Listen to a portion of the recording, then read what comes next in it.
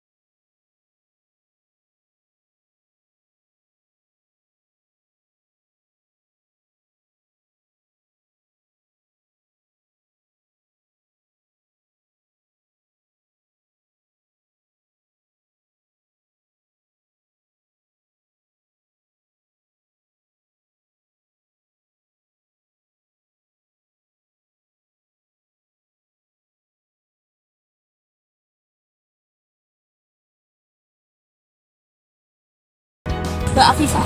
Mbak Afifah. Terus Mas Teddy. Mas Teddy, Mas Ibrahim. Mas Ibrahim. Berarti yang belum Mas Fadli sama Mas Andika. Andika Mas sama Andika. Mas Arif. Arif. Oh iya Mas Andika. Sama Mbak Afi. Oh sama Mbak Afi. Tentunya ya teman-teman, yang pertama ya mengulang ya. Nama saya Haryo ya teman-teman. Tapi kalau di Yogyakarta kan ini sebuah brand Mas. Haryo Blangkon itu kan pemandu wisata Jogja. Ya, jadi nama Haryo Blangkon ini kami usung sebagai salah satu ikon menjadi pemandu wisata di Jogja. Nah, kebetulan kalau saya pribadi secara kapasitas pekerjaan di bawah naungan lembaga organisasi Himpunan Pariwisata Indonesia yang cakupannya wilayah daerah istimewa Yogyakarta. Kayak Darwis gitu. Nah, kita lebih ke global Mas, hanya pemandu wisata aja di situ isinya. Nah, kebetulan di lingkup kecil saya punya komunitas kecil namanya The Blangkon dan The Ganestri. Ya, jadi The Blangkon dan The Ganestri Mas. Jadi itu kelompok kecil kami ya. Kelompok kecil kami nanti sambil menunggu Mas Fadli. Terus pekerjaan keseharian pokoknya ini pemandu wisata. Di rumah saya punya sanggar seni Mas, sanggar seni batik sama sanggar seni belajar gamelan. Nah, jadi kegiatan kami hanya di seni budaya sama ketemu panjenengan semua. Ya, jadi kamu datang ke Yogyakarta, kepengen di poin mana, berapa hari tergantung juga kebutuhan. Contoh seperti saat ini ditelepon sama Pak Wittah ya dari kantor untuk bisa mendampingi teman-teman untuk kegiatan di Malioboro. Ini mau terus atau sambil nunggu Mas Fadli? Sama kan? Enggak Fadli ngapain? Aku udah Afi. Oh, kita aja. Oh gitu aja. Oke teman-teman, tadi sudah saling kenal ya. Walaupun nanti kalau lupa-lupa nama dimaklumi. Terus yang kedua, tadi sempat kami buka sedikit teman-teman sudah pernah datang ke Yogyakarta atau belum, itu juga menjadi salah satu bagaimana nanti kami akan sedikit banyak memberikan informasi. Karena antara yang belum pernah sama sekali sama yang sudah pernah, beda nggak? Sebetulnya nggak ada yang berbeda. Akan tetapi kalau ada yang sudah pernah datang ke Yogyakarta, apalagi kita datang ke Malioboro, beda nggak? Oh beda ya, nah, kan begitu. Jadi kalau kita berbicara tentang Malioboro, sebetulnya kita ada sesuatu yang tadi sempat kami sampaikan ya Mas ya. Nanti akan kami kirim filenya via PDF ya. Itu berkaitan dengan salah satu warisan budaya yang sudah diakui oleh UNESCO, yaitu sumbu filosofi. Orang masih banyak yang belum memahami Mas keterkaitan dengan sumbu filosofi ini. Nah, tapi sebelum sumbu filosofi ini yang cukup terkenal dan orang sudah banyak memahami keterkaitan dengan bagaimana Yogyakarta tidak lepas di posisi utara ada yang namanya Gunung Merapi. Di paling selatan ada yang namanya pantai Parangtritis, betul, Parangkusumo. Kalau di Banten pantai yang paling terkenal apa? Anyar. Anyer. Pantai selatan kami terkenal dengan salah satu kisah legenda cerita rakyat, nanti tergantung penyikapannya, ada yang namanya Kanjeng Ratu Kidul. Kalau di Banten masih melekat ya cerita itu ya. Bahkan kalau tahu tempat singgahnya Kanjeng Ratu Kidul atau Ratu Pantai Selatan. Nah, ketika berbicara tentang Gunung Merapi, kita tidak lepas yang namanya Keraton Kasultanan Yogyakarta. Karena ini akan mengerucut nanti bagaimana Malioboro ya. Kita buka dulu ya. Nah, Gunung Merapi kita punya juru kunci. Juru kunci yang menunjuk siapa? Lagi-lagi kita kembali ke tengah. Keraton Kasultanan Yogyakarta. Yang dulu menjadi salah satu korban erupsi Gunung Merapi tahun 2010 ya. Masih ingat siapa? Oh, ingat sekali, Mbah Marijan ya. Sekarang diganti namanya Bapak Asih ya. Terus yang kedua, Pantai Selatan. Itu pun ada seseorang yang dibentuk oleh keraton untuk menjaga kawasan Pantai Selatan. Ya, salah satunya sebelahnya Pantai Parangtritis itu adalah Pantai Parangtritis. Di sana pun ada juru kunci yang ditunjuk oleh keraton. Jadi keraton ini menjadi barometer yang tidak bisa dipisahkan di wilayah daerah istimewa Yogyakarta. Karena Pak, keraton nanti akan berpengaruh semua terhadap apa yang ada di daerah istimewa Yogyakarta. Nah, dari keraton, dari Gunung Merapi sampai ke Keraton Yogyakarta, sampai ke Pantai Selatan, itu dinamakan garis imajiner. Jadi satu garis lurus. Nah, setelah garis imajiner, ini yang tadi saya sampaikan ke teman-teman, kita ada yang namanya sumbu filosofi. Sumbu yang sudah diakui oleh UNESCO menjadi warisan budaya tak berbenda. Nggak nampak ya, sumbunya nggak nampak garisnya ya, tapi ini menjadi bagian warisan budaya tak berbenda. Sudah ke Candi Arjuna? Sudah ya. Itu benda cagar budaya berbenda, nampak. Sudah ke Prambanan? Sudah. Nampak ya? Nah, sumbu filosofi nggak nampak, tapi yang tersirat di situ adalah pemaknaan dari garis sumbu filosofi itu. Nah, imajiner. Nah, beda. Kalau garis imajiner itu dari ujung utara Gunung Merapi, keraton sampai ke selatan. Itu garis imajiner. Nah, kalau sumbu filosofi itu setelah dari Gunung Merapi sampai ke keraton. Nah, sebelum keraton kan ada yang namanya Tugu Yogyakarta. Ya, mungkin pernah melihat ya, Tugu Yogyakarta ya, Tugu Golonggil. Nah, dari Tugu Yogyakarta menuju ke keraton itu disebut dengan Paraning Dumadi. Paraning Dumadi. Paraning Dumadi. Paraning Dumadi.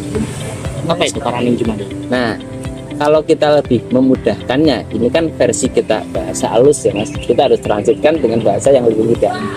Yaitu adalah proses di mana kehidupan manusia yang sudah mapan itu akan membekali diri untuk proses di mana kehidupan yang kekal dan abadi. Gampangnya gini Mas, orang sudah dewasa, orang sudah mapan, sudah tidak lagi memikirkan dunia, tapi bagaimana caranya memikirkan bekal untuk akhirat. Itu kalau bahasa kita di Muslim ya. Nah, itu mulai dari Tugu Yogyakarta sampai ke Keraton Yogyakarta. Nanti dari Tugu Yogyakarta sampai ke keraton kan melewati beberapa jalan yang nanti sampai ke keraton, termasuk Jalan Malioboro. Nah, nanti ini kita buka. Nah, terus yang kedua adalah Sangkaning Dumadi. Nanti ini di file ada ya, nanti kami kirim.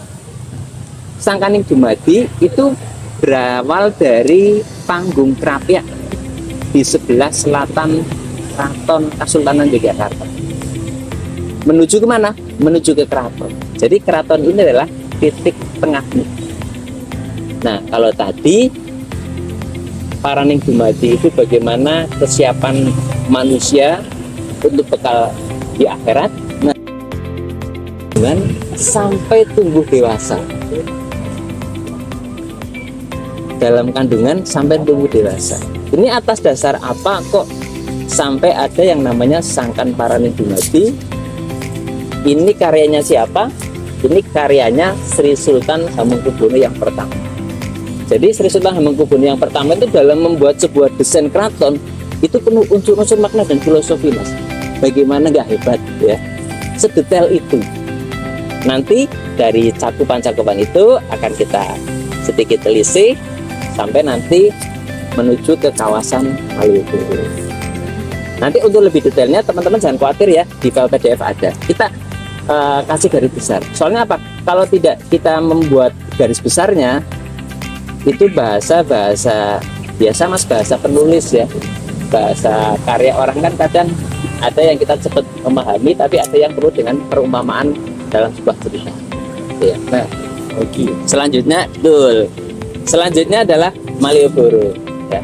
Kalau kita berbicara tentang Malioboro, yang pertama tadi Mas Fadri sudah seperti tahun 2019 ya, Mas ya.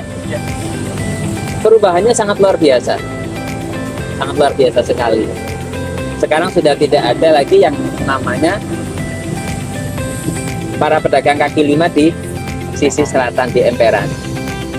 Itu Sri Sultan Hamengkubuwono yang ke-10 itu sudah menunggu selama kurang lebih 18 tahun, Mas, Mbak.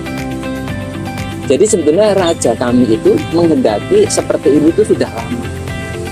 Cuma orang Jogja kalau ada apa-apa itu kan dipikirkan matang ya, dipikirkan matang. Nah, itu secara perubahan.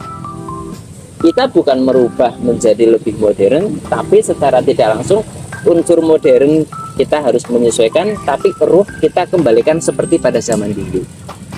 Zaman dulu itu yang namanya titik denyut ekonomi itu seperti yang nanti akan teman-teman coba untuk telisik, yaitu adalah pasar Beringharjo.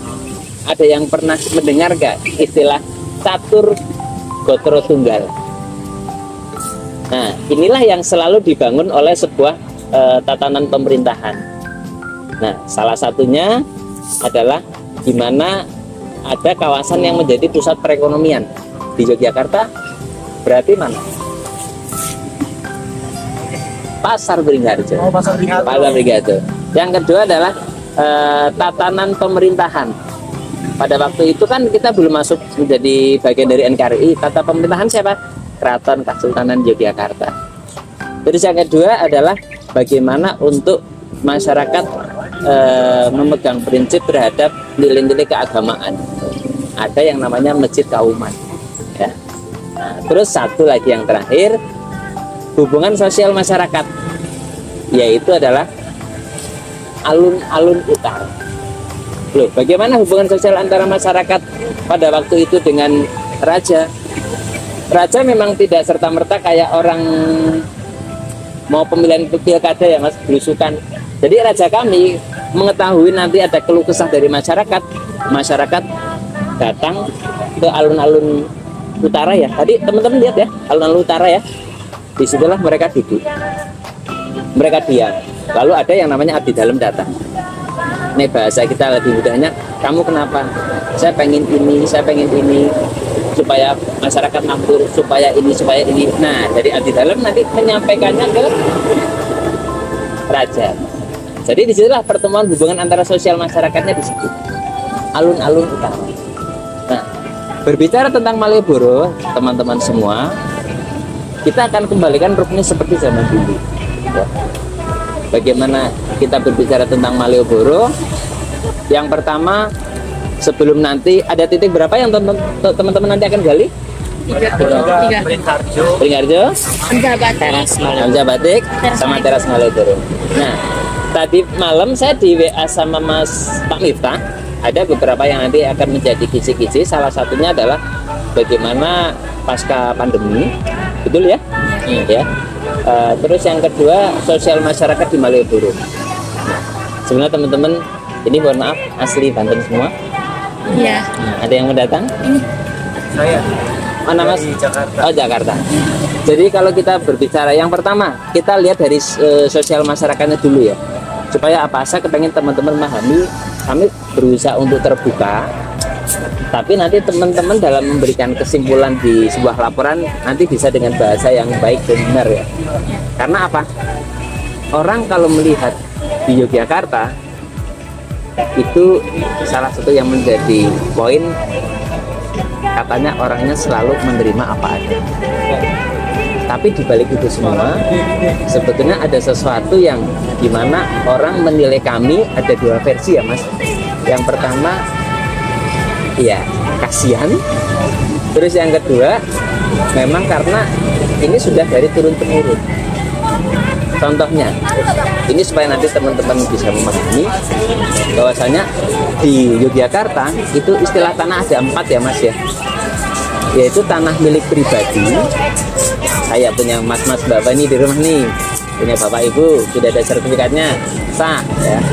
Terus yang kedua tanah milik negara, tanah yang dikuasai oleh negara, dikelola oleh negara. Terus yang ketiga, tanah milik Keraton Kasultanan Yogyakarta Hadiningrat. Jadi tanah yang dimiliki oleh keraton. Terus yang keempat, tanah milik Keraton Puro Pakualaman. Nah, masyarakat kami Bapak, teman-teman semua yang ada di wilayah Yogyakarta, itu tidak semua masyarakat Yogyakarta itu punya tanah. Apalagi mereka yang hidup di atas tanah milik keraton. Termasuk beberapa bangunan-bangunan di Malioboro, beberapa kawasan di perkampungan Malioboro itu ada yang bisa dikatakan di atas tanah milik Keraton Kasultanan Yogyakarta. Lantas bagaimana mereka yang menduduki tanah milik keraton? Mereka hanya hak guna pakai teman-teman, nggak bisa memiliki. Sampai kapan? Sampai betul-betul mereka ya turun temurun sampai belum digunakan oleh keraton. Kalau digunakan oleh keraton harus gimana? Harus dikembalikan. Ya sudah nggak ada. Teman-teman mau ngirim surat ke tempat kami, itu harus sesuai administrasi kami yang sekarang. Jadi Kapanewon itu untuk pengganti kecamatan di tingkat kabupaten. Nah, untuk desanya itu namanya kalurahan. Sama nggak? Masih sama. Masih sama? Ya, sama. Kalurahan atau kelurahan? Kelurahan. Nah, kelurahan ya. Nah, Kapanewon kecamatan untuk kabupaten, kalurahan untuk kabupaten. Nah, kalau di Kota Madianya Banten mana? Sekarang ya. Nah, di Kota Madya kami, kecamatan juga sudah kami ganti. Tapi bukan dengan istilah Kapanewon, beda lagi kalau untuk di Kota Madya, yaitu Kemantren. Jadi kalau tadi kecamatan apa namanya tadi? Cipocok Jaya. Nah, kalau di tempat kami menjadi Kemantren Cipocok Jaya. Jadi seperti zaman dulu, nama-nama administrasi pun kita. Ada lagi yang ini? Setelah ini? Kalau Ya. tadi kalau untuk e-commerce gimana ya? Kirim paket misalnya apa kayak Shopee, Tokopedia atau TikTok gitu. Oh, kalau itu kan mungkin alamatnya itu. biasanya kan kalau misalkan di tempat kami ya Mas ya, rumah saya kan Babadan Baru, Jaranan, Kecamatan Banguntapan. Tapi Kecamatan Banguntapannya biasanya Babadan Baru, Jaranan, Banguntapan. Jadi sudah tidak lagi kecamatan. Tapi kalaupun iya, itu masih tetap sampai Mas. Ini kan secara administrasi antar lembaga. Nah, kalau seperti itu masih. Karena di Google Maps ada yang sudah dirubah, ada juga yang masih belum. Gitu. Ada lagi? Yang terkait ini dulu. Ya, tadi kan kemarin kecamatan Kota Madya, Kapanewon itu kecamatan kabupaten, terus tadi kelurahan itu apa itu? Kalau kalurahan itu untuk desa di kabupaten, kalau kelurahan itu untuk di Kota Madya. Tapi lagi-lagi ini bedakan. Kalau istilah pariwisata di Jogja, desa wisata itu untuk di kabupaten, kampung wisata itu untuk di Kota Madya. Desa, kabupaten, kampung, Kota Madya. Jadi hal seperti ini tapi sudah menjadi administrasi yang sah ya di tempat kami. Jadi cukup penting sekali.